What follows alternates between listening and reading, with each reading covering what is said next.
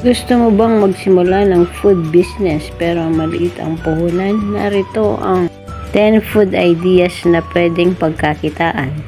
Ito ang part 1 ng top 50 pang negosyo recipes. Simulan na natin ang top 50 negosyo recipes.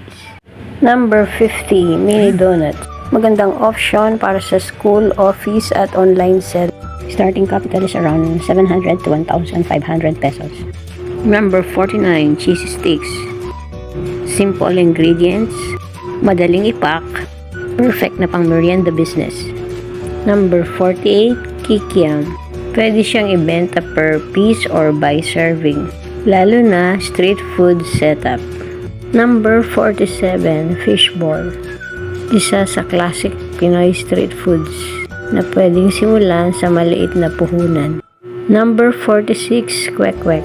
Affordable, colorful, at patok sa afternoon merienda. Number 45, kamote Q. Simple ingredient at budget-friendly para sa small business.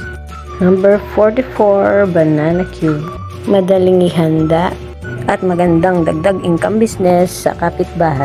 Number 43, turon. Classic Pinoy merienda na pwedeng ibenta per piece at bagay sa pre-orders.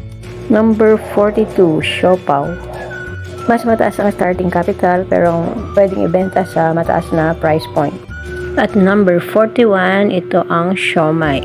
Pwedeng ibenta by serving, pwede rin ito sa school, office, at sa online selling. At yan ang first 10 food business ideas. Abangan ang part 2 para sa number 40 hanggang 31. Tandaan, estimated lamang ang puhunan at selling price dahil nag-iiba ang presyo depende sa lugar at ingredients. Like and share, subscribe to Dora and Bacani Kitchen. God bless.